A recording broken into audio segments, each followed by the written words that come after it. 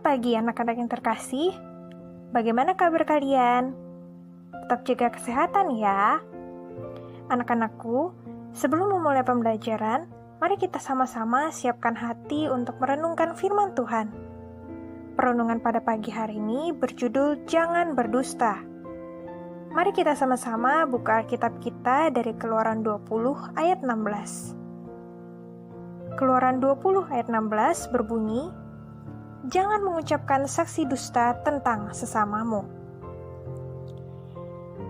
Anak-anak, bagian selanjutnya dari pembelajaran kita mengenai 10 hukum Allah adalah perintah ke-9 yang mengingatkan kita untuk tidak mengucapkan saksi dusta atau berbohong.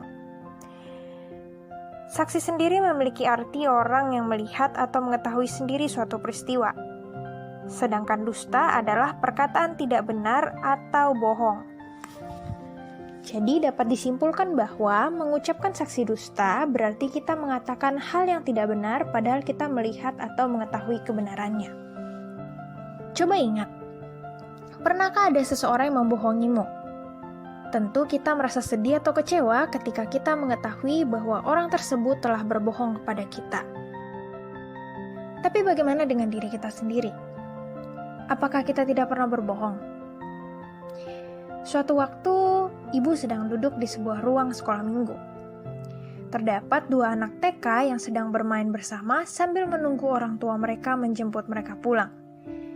Nama mereka adalah Sani dan Naomi. Singkat cerita, Sani marah karena dia menginginkan mainan yang sedang dipegang Naomi.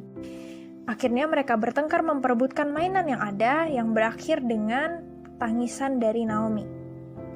Tiba-tiba di tengah pertengkaran dan suara tangisan itu, orang tua Sani datang.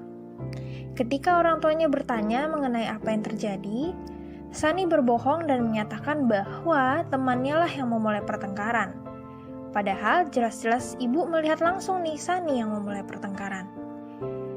Padahal waktu itu Sani masih duduk di bangku TK, berarti sekitar 4 atau 5 tahun usianya. Ibu percaya bahwa orang tua Sani tidak pernah mengajarkan Sani untuk berbohong. Tetapi anak yang berumur 5 tahun sudah bisa berbohong tanpa perlu diajari. Bagaimana dengan kita? Kira-kira ingatkah kamu, kapan sih pertama kali kamu berbohong? Seusia Sani kah kamu saat itu? Berbohong terkadang dilakukan karena kita tidak mau bertanggung jawab atas sesuatu, misalnya atas kesalahan kita. Seperti kisah Sani, di mana ia berbohong agar tidak dimarahi orang tuanya. Berbohong berarti kita lari dari tanggung jawab kita sebagai anak-anak Tuhan. Seharusnya ketika kita melakukan kesalahan, kita belajar untuk bertanggung jawab atas kesalahan kita. Tentunya orang tua atau orang lain bisa jadi marah ketika mengetahui kesalahan kita. Tapi, bukankah mereka akan menjadi lebih marah dan kecewa ketika mereka tahu bahwa kita berbohong demi menutupi kesalahan kita? Kedua, berbohong berarti kita mengabaikan kemahatauan Allah. Kita beranggapan bahwa Tuhan tidak tahu kebenaran dari apa yang kita ucapkan.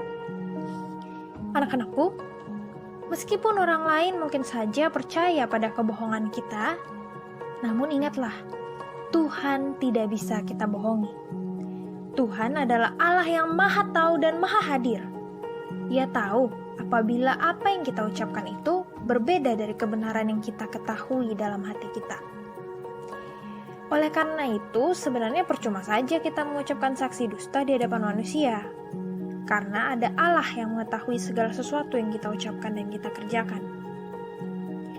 Anak-anak, perintah ke-9 ini tidak hanya berbicara mengenai apa yang kita ucapkan, melainkan menjadi peringatan agar kita menjauhi semua jenis kebohongan. Misalnya fitnah, gosip, hoaks, dan lain sebagainya. Kita perlu hati-hati ketika kita menerima informasi yang belum jelas kebenarannya. Selidiki dulu. Jangan sampai kita turut menyebarkannya, namun ternyata itu adalah berita bohong. Kita jangan membicarakan kejelekan orang lain di belakang, dan ternyata itu cuma gosip aja. Sebenarnya nggak begitu. Berhati-hatilah dalam menyebarkan informasi.